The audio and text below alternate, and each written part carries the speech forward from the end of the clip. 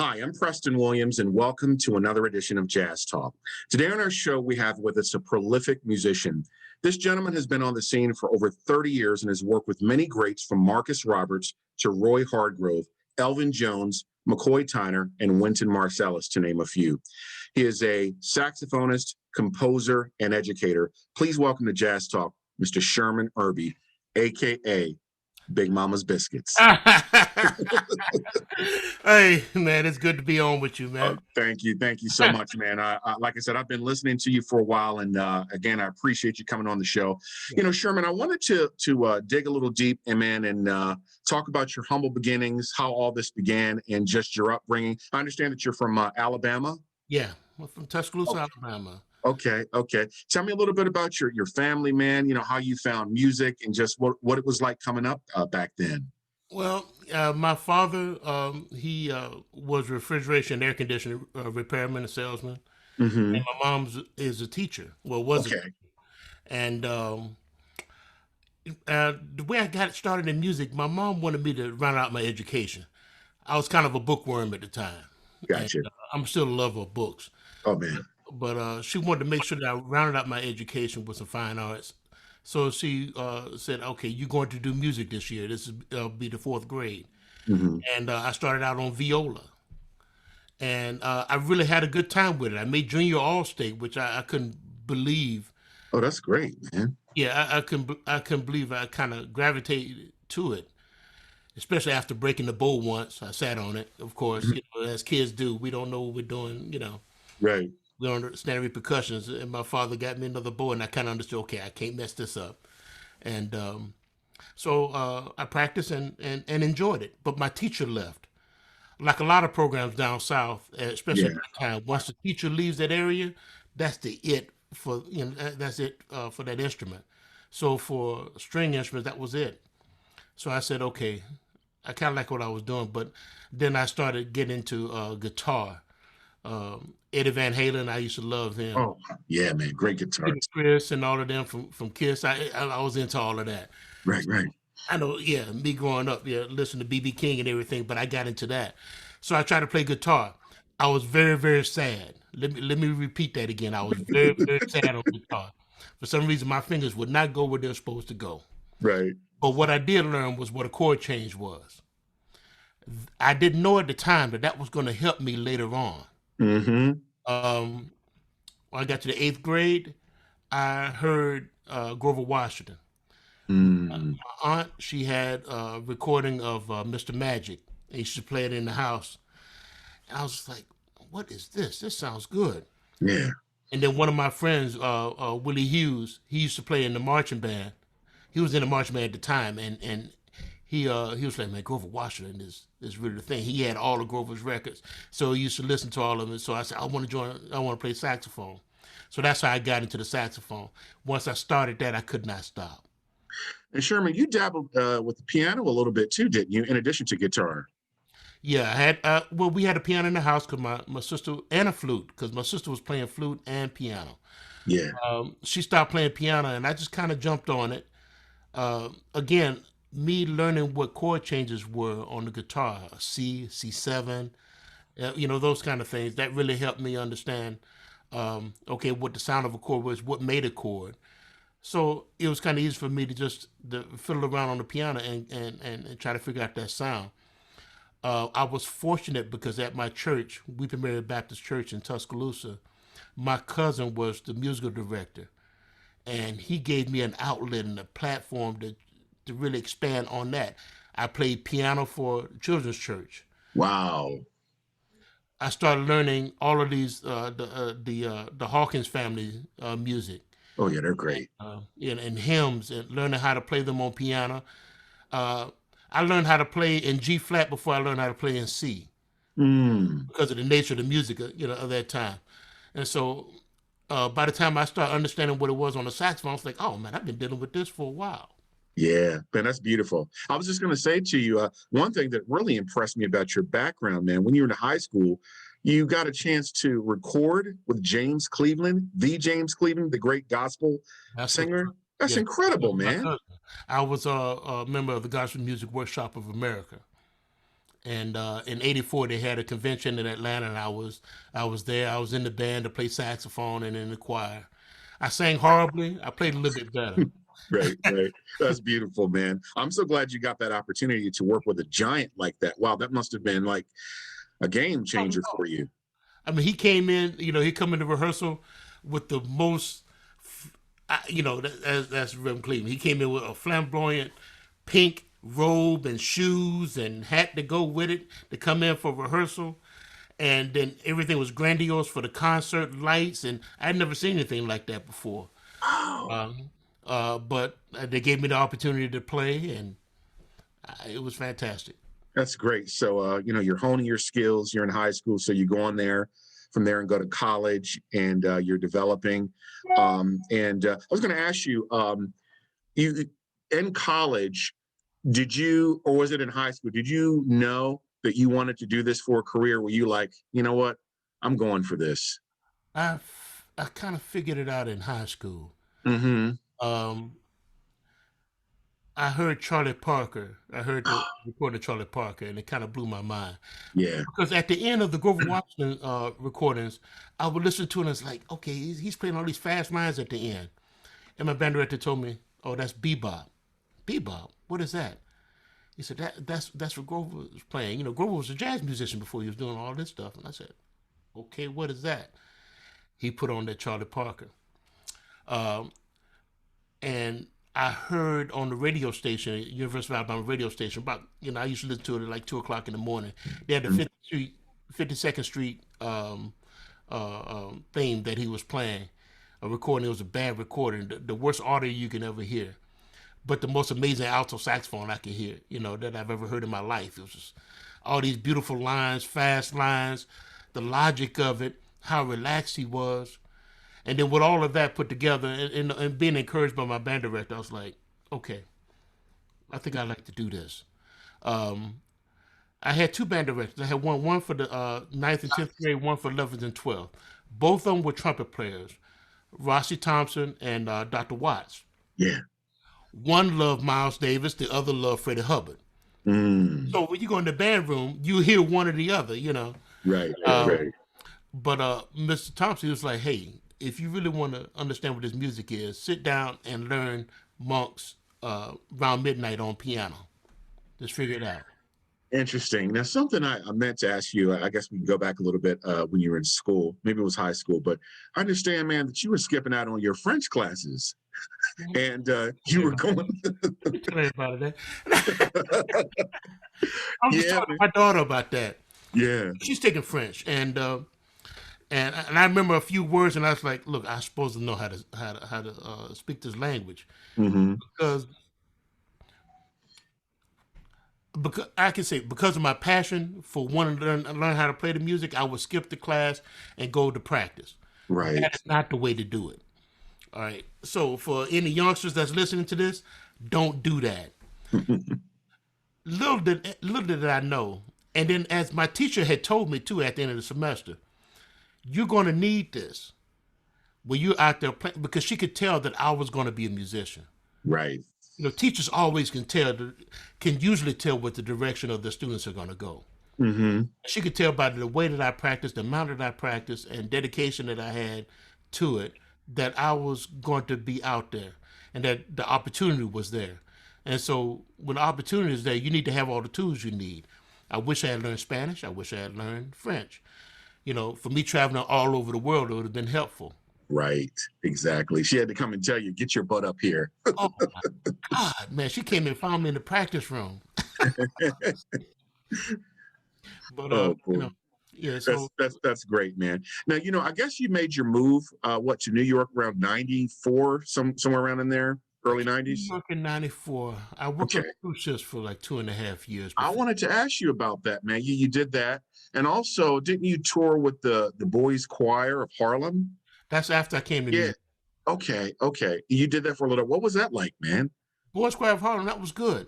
That was my first, I guess, professional group that I toured with when I first came to New York.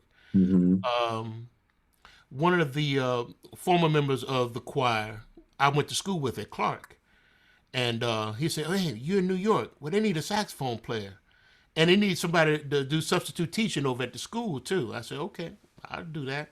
So I did some teaching there, and I started playing with the choir. Great musicians there. Mm. One of the guys is Clyde Bullard. I haven't seen him for years now. A bass player. I think he's running the Jazz Museum over in Queens. I think he and his family has been running that for a long while. Okay. There was some other great musicians I got a chance to play with. It was interesting to see how educator can really get those young men and women, those young boys and girls, to really, really sing and be Yeah. professional. They were professional on the road too. Yeah. Yeah. Uh, it was inspiring, but I mean, it was basically a step towards what I wanted to do. I needed to make some money, so that was because I came to New York broke like everybody who does, you know. Yeah. Yeah. And also, you did some stuff with the Jazz Ahead program, Betty Carter's program. And is that where you met Roy Hardgrove, or you guys were together doing that? I met Roy Hargrove when I was in high school, when I was in college. Okay. He was still in high school. There was a music fest, uh, Mm. not competition, but showcase that was part of the NEJA, I believe is what it was, National Education. That's Association of Jazz Educators. That's what it was. NAJE back in the 80s, and I was playing with Clark Atlanta University. It was Clark College at the time, their big band, and Roy was still in Texas, in Dallas, Mm. with his high school band. I met Okay. Chris McBride at the same time. Joy DeFrancisco. Joy was Yeah. playing piano and trumpet and everything else. Mm-hmm. Um, Jesse Davis, Delphel Marsalis. There was a whole bunch of us from different schools. They were in college at the time. I was in college. Roy was in high school. Christian was in high school. So was Joy. But it had all these musicians. I think Mark Whitfield might have been there. A whole Yeah. Keith Loftus. I met him there. It's interesting that like our whole like that whole scene. We were all there at the same time. Oh, that's incredible, man. All of those names you just mentioned, I know every single one of them, and they've all gone on to have, quite illustrious careers. But tell me about Betty Carter. Because I know she passed like in 99 or 98. Did you get a chance to spend some time with her and work with her? Yes, I did. What was that like, man, working with someone like her? Okay. Oh, she used to stay mad at me. I heard she would eat piano players alive Oh too. my God, and drummers. Oh, Um, what she did, she gave me a valuable lesson. She would hate it if she would sing something and I would play it back to her. She was very adamant, very vocal about it, and not very nice words either. Uh, mm, but that's how she stuck the point. Don't play what I play. Play your own stuff. I sing a line. Don't play with it. Don't do that. Come up with your own. Get out of my way. wow. Okay. Wow. I mean, that's a valuable lesson. Yeah, yeah. You just So, made me think of something, Sherman. I was talking to some of Miles Davis's band members, and Dave Holland was saying that Miles would say, "Don't play what you know, play what you don't know." hmm He says, "I pay you to practice on the bandstand." hmm And but yeah, working with a giant like her, I mean, just an incredible artist, man. she And I would guess, change, she would change keys in a heartbeat. She would modulate to another key. It doesn't matter what tune or what key a tune is in. The way she feels it or what tempo mm, she feels it at that moment is what it's going to be, regardless if it's her tune, somebody else's tune, or your tune. She didn't like the name. She didn't like Big Mama's Biscuits. She loved the tune, but yeah, she's like, Big Mama's Biscuits make me sound like a big black woman with a big behind. And I said, it's my grandma, you know, Big Mama. You know what I'm like. I'm not gonna call her that. So when she announced she called Sherman Irby's Biscuits. oh, that's funny, man. Well, she was, That's so funny. I was talking to Cyrus Chestnut, and he was just telling me a story about her, how when he played with her, it was like frightening, because she would call a tune, and in a certain key, and he wasn't prepared for it. He just had to feel his way through it, you know. But yeah, Betty was great. But yeah, man, your first those Blue Note recordings were fantastic, man. The Full Circle and Big Mama's Biscuits, and I actually that's when I discovered you. I guess it was in the mid '90s, and I remember seeing the cover. I'm like, who is this dude, Sherman Irby, with a thing of biscuits? I said, it just sparks your curiosity. So I took a listen, and I was blown away. I said, man, this guy is fantastic. And from the very first cut, I was hooked. I mean, man, this guy is force to be reckoned with. I love your sound and just the way that you played, and I could definitely hear the Charlie Parker influence and maybe some Jackie McLean and Cannonball and those guys. Definitely. But I wanted to ask you how you hooked up with Wynton and got involved with the jazz at Lincoln Center, that whole thing, man, which is fantastic. I love that. Well, when I was playing, well, first of all, I knew Wes Anderson. Okay. Wes was my man. He moved to Atlanta. Hmm. Uh, I mean, I first met him when I used to listen to Wynton when they would come to Atlanta. They would play at center stage, and I'll spend the last bit of my money to come in and check them out. That $15 hurt, during that time. We talking about the mid '80s, so Yeah. Yeah. college student. Um, but I would, and then I met Wes, and Wes was just so warm and cool. So he brought me backstage. I got a chance to meet Wynton. Wynton was like, you know. He- but Wes was fantastic. Um, Later on, when Wes finally moved to Atlanta, he used to come and practice at Clark with me, and we would take turns playing piano and playing saxophone in a very, very, very small practice room with all these choral books around us. We'll be in there for hours, sweating and playing. Mm. He was a fantastic pianist. He played like Kenny Kirkland, just that whole thing. McCoy, Yeah. he played all that stuff. And so we would take turns playing piano and saxophone. When I went to work on the cruise ships, I found out that there was an opening in the band, Mm. but I found out late. Wes tried to get in contact with me there, and he sent a message to the ship, but it didn't get to me. Oh, wow. So that's how they called Jesse Davis to come and join the band when they expanded it. Um, after they expanded it from they went down to like having four saxophones and back up to five. Hmm. And so when I came to New York, I saw Wes again, and he said, "Man, I tried to reach you for the gig, but we'll give you a call." I said, "Man, it's cool. I'm playing at Smalls. I'm having a good time. I'm playing. I'm doing this, and that, and the other." Winter used to come by Smalls to come and check out the guys playing. Hmm. Occasionally sometimes just sit in the back, have a drink, and just enjoy the music. Uh, then I got a call from Winter. I'm surprised. I get a call from him. He said, "Hey man, I got this gig I want you to do. You want to do it? It's a jazz for young people." And I said, "Okay, I'll do it." Uh, it was a great experience. Uh, that was my first time playing with him. Wow. Then I got recommended to do something with the Brooklyn Philharmonic Orchestra. Hmm. There was a concert there, and Dee Dee Bridgewater was on that. Did it. I Wow. got you. Let's play with him. That's a whole nother thing.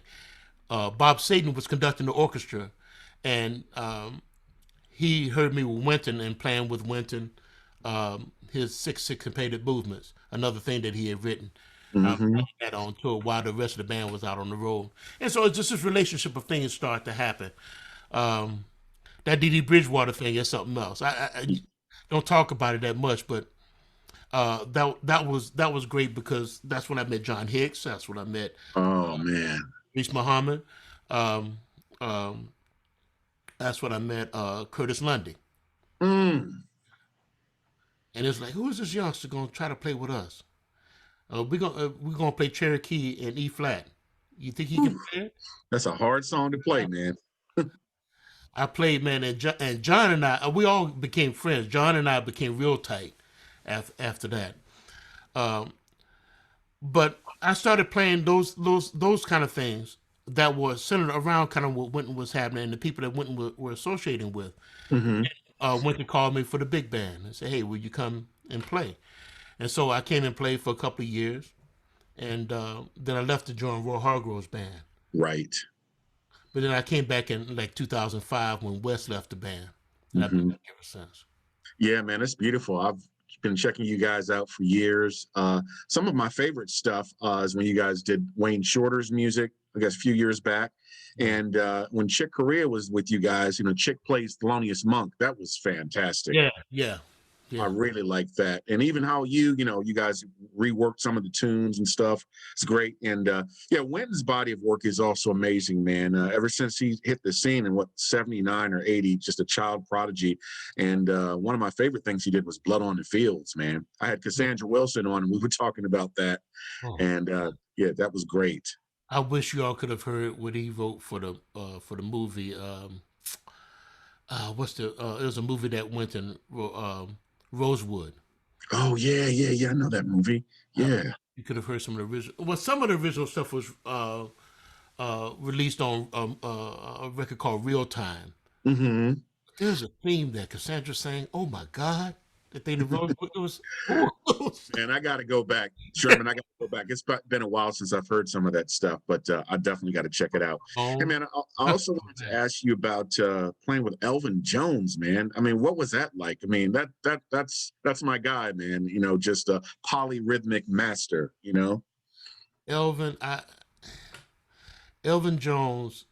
I've always, any chance I got a chance to see him play, I would go and see and hear him play. Hmm. One of my very good friends, Greg Tardy, was playing with him when I first came to New York, and we talk about it often, and how Evelyn just commanded the room and commanded the vibe. I would go to jazz fest like I would go to North Sea, and Evan would see me. See, Evan had a thing about always trying to find the biggest guy he can find and go pick them up.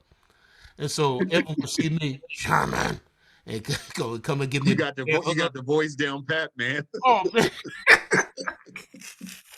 he You come got and to give take. me a big hug and then pick me up like this, and it was just so warm.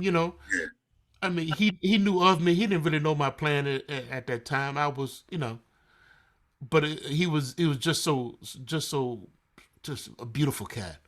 Um, what happened was that I got a chance to play with him in his last few performances.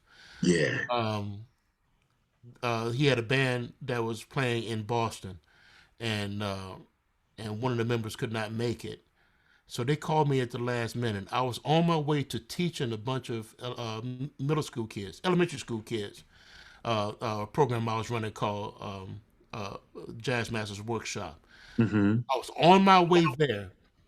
I think I called Jerry Weldon to come and fill out for me because he stayed down the street from the school. I said, Right. and I just got a call from Elvin's wife, Keiko. She wants me to come up and do this gig now. So I turned around and headed to the airport.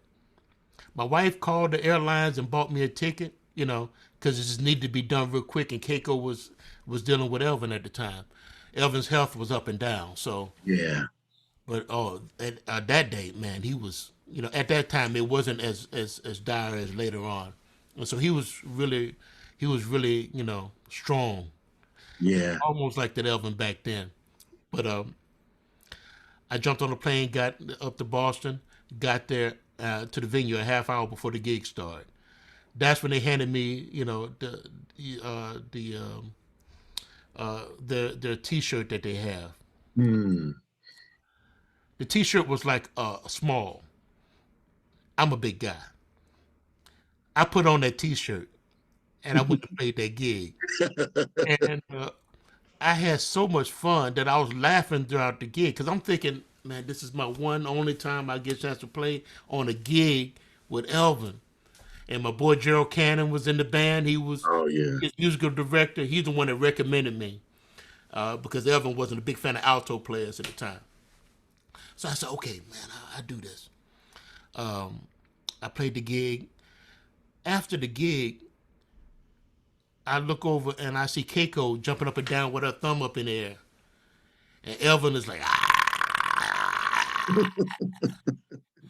welcome to the jazz machine. Oh man, that's incredible. It was You a know, I know complete surprise to me. toward the end, I know he had the oxygen tank and everything on the stage and everything with him, but just an Hey, incredible musician, man, and just the legacy that he left. Also, man, I wanted to ask you about. he was still a genius. There's an article that people ought to check out about the that last week when we played at Yoshi's.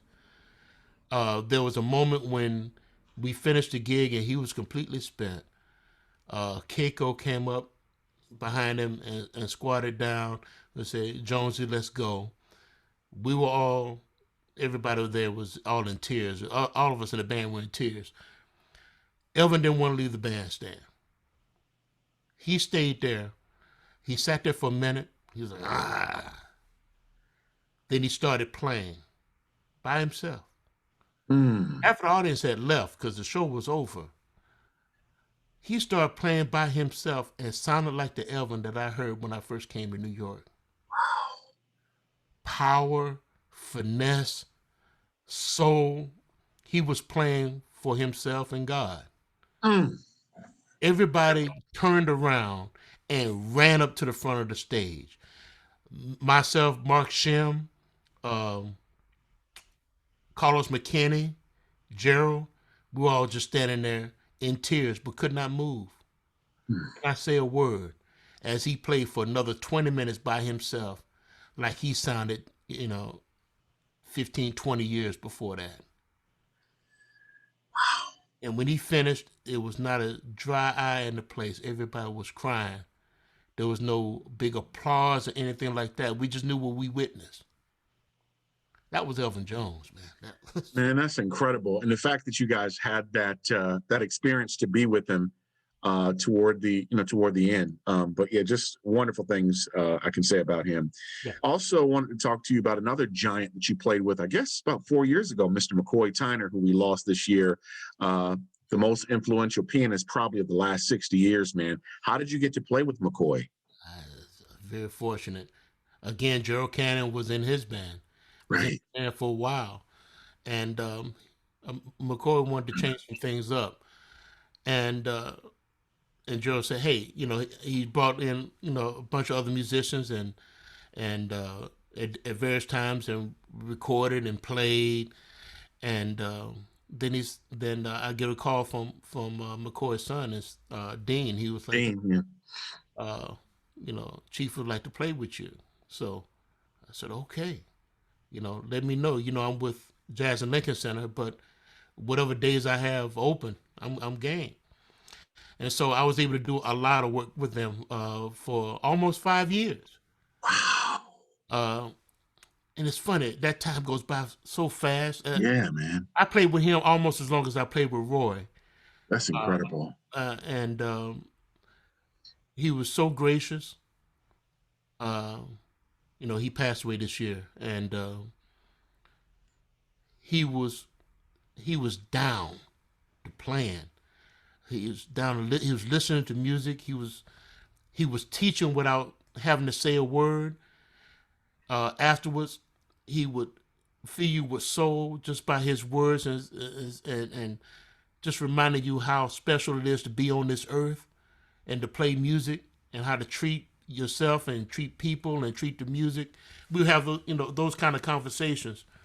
Um, but the music was something else. Man, when he laid that left hand down, poor Lord have No, mercy. I know. I tell this story all the time in a lot of interviews, and I've had Gerald Cannon was on about maybe a month ago, but Mhm. I have a rare interview, Sherman, with McCoy Tyner and Freddie Hubbard together. This is like maybe, oh gosh, 30 years ago. And there were guys asking him, he says, Freddie, you've played with a lot of great pianists. You played with Herbie Hancock, played with McCoy. He said, what's the difference between these guys? You're playing with them. Freddie says, well, Herbie is great. He plays synthesizers and all that. He said, but when it comes to the natural thing, he said, McCoy Tyner is my man. He says, playing with McCoy Tyner is like playing with three piano players. It is. especially in his heyday before, his illness.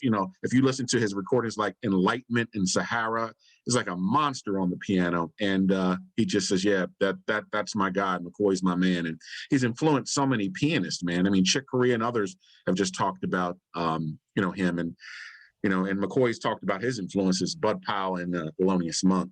But McCoy So, created his own way of playing that really escapes a lot of people because they don't understand that just the way that John Coltrane dealt with a cluster of sounds, yeah. sheets of sounds kind of thing, he would do the same thing, and he would do it with his left hand.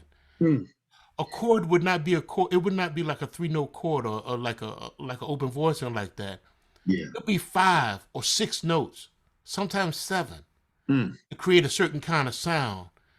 And so he will cover the spectrum of stuff that you would need, that you can play almost anything that you want to. And he's listening to you. He's listening to you, and he's driving you, and he's pushing you. My first time playing with him was when Elvin passed away, and we did a memorial, and he came and played with us, with Elvin's last band, and McCoy had this. He never looked down. He looked at. He had this. Had this kind of thing about it. You knew he was here, but he made you feel like you were there with him. Yeah. And McCoy, man, whoo. Yeah. Yeah. Tears in my eyes, man, just thinking about him. Yeah, he's definitely, man, like I said, one of the greats. Now, I have some questions for you, man. I want to ask you about cooking. I hear that you're the man when it comes to cornbread stuffing. Talk to me about that, man. I saw, I keep up with you, and you made something on your Facebook page, and I'm like, I gotta ask Sherman about this, man, because I understand that you're a pretty good cook. I dib and dabble because I like to trying to keep my figure. So you know, Oh man. no, it's a joy. It's funny. I used to cook. That was a part-time job. I used to be a short order cook in Atlanta, and I've been on this quest for many years of trying to recreate some of my grandmother's recipes, and so I try to get stuff from my mom and from her sister. Hmm. Try to keep that stuff going because that's a family tradition. Yeah. People don't do that kind of stuff anymore, but Nah. still trying to keep up some of that stuff. Like my big mama's biscuits. Her biscuits were the best. I was talking to my cousin about this about a week ago. You have the recipe? No, Oh no, man. no. First of all, I can't get some of the ingredients like we used to get. The type of flour she used to use. Some stuff that they sell in the South is different than what they sell in the North. So Oh you sure. stuff from the South. Yeah. Mixture's different. Everything from self-rising flour, all that stuff is different. But Big Mama used to do a thing. She make biscuits. She'll make biscuits with one hand while she's getting ready to do chicken with the other.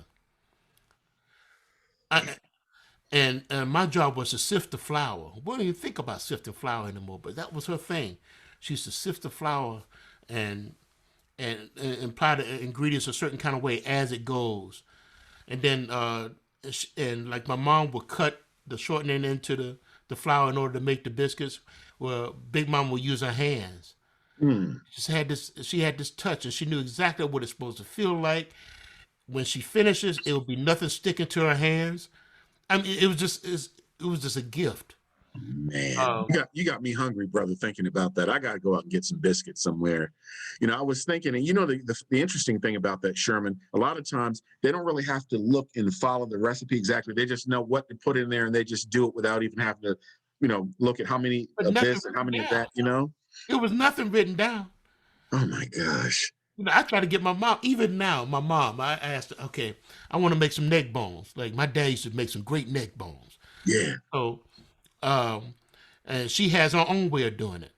She said, okay, now me, I like to take the neck bones and I go ahead and just rinse them out real good, and then I put them in. You only need salt and pepper.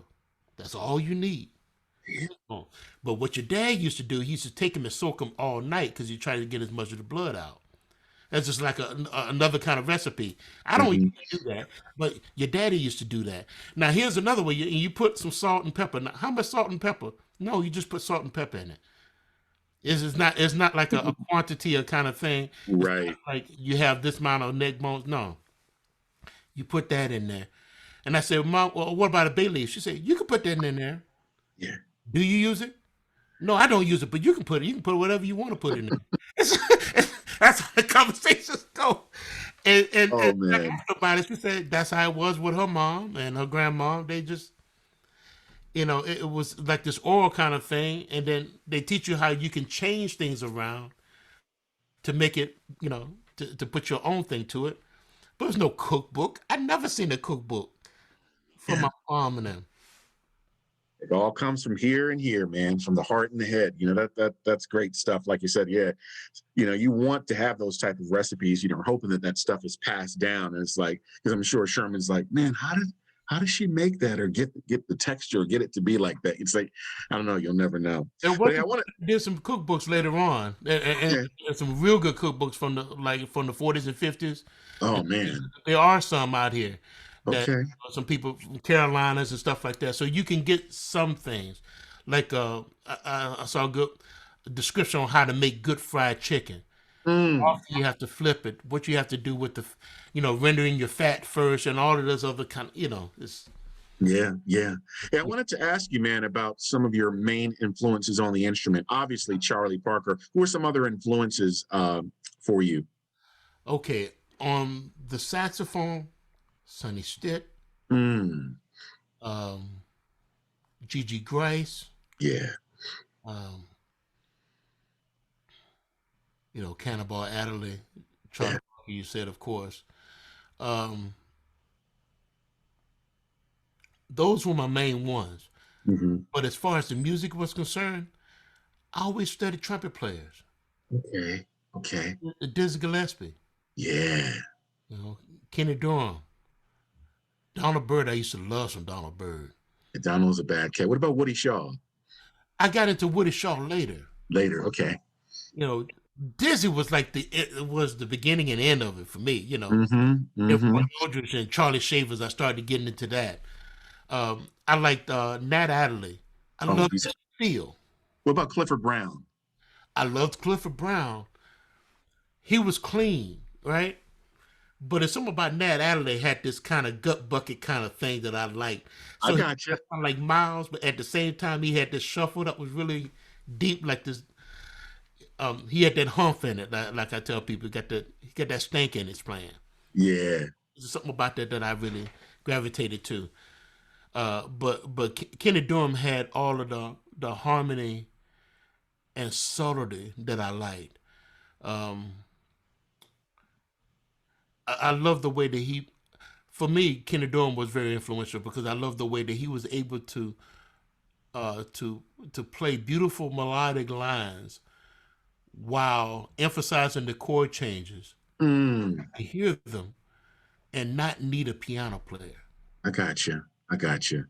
You made me think of another trumpeter too. Very soulful. Love the way he played melodically too. Is Lee Morgan. Oh man, I love Mr. Lee Morgan. Yeah, yeah. Lee's a bad cat. Yeah, man. If you love Dizzy Yeah. and you love Freddie, you gotta love You Lee. got, you got exactly all exactly those how you said that in succession. Yeah, all three of those guys. Yeah. On something else, I wanted to ask you, Sherman. When you're home, just relaxing, or maybe you're with your wife, and maybe have a glass of wine and just chilling. What is Sherman Irby listening to? When you're just off and you're not working and you just like listening to some music. Are you listening to maybe like some classic jazz or some new artists, or maybe you put some funk on or Earth, Wind and Fire? What does Sherman Irby listen to? I'm a Gustav Mahler fan. Okay. Okay? I it's something about it's something about his music uh, that captivated me. Mm, I started listening to a lot of classical music again because I was, especially symphonies, because I was learning to write for strings and yeah. other instruments. Just expand my knowledge, especially after we did the strings record with Roy. Hmm. I started hearing some things that I wanted to learn how to do. So I started listening to a lot of the Jewish Russian composers, uh, um, Alfred Schnittke. But Gustav Mahler has this thing, man. The Ninth Symphony, the Fifth Symphony. Mm. God. Um, so I what I do, like the other day, I was listening to, I was kind of down. Um, this pandemic time is kind of rough. So Yeah. a lot of people that we know were passing and transitioning. So um, I listened to Marla's Fifth. I listened to it on my record player behind me here. Here's my Okay. Okay. set up. And so I sit back and enjoy uh, Bernstein with the New York Philharmonic. Nice. So that's one of the things that I do. Plus, I still love to read, Yeah. Oh, yeah. even though my reading nowadays has been so much research that I haven't been able to really sit back and enjoy it. Mm-hmm. Mm-hmm. Um, I did a thing for Jazz Lincoln Center called Swing University. I did a spotlight on Hank Mobley.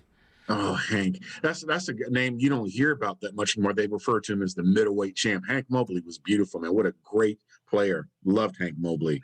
Man, me too. I had to do 3 days of clinics about him. Presentations on him. Now I'm getting ready to do Eric Dolphy. So I just started my research for that, and that's in February. So, uh, so that's the amount of reading and studying and listening. I've listened to every. When you do something like that, you have to listen to every recording. It's not Yes, like you do.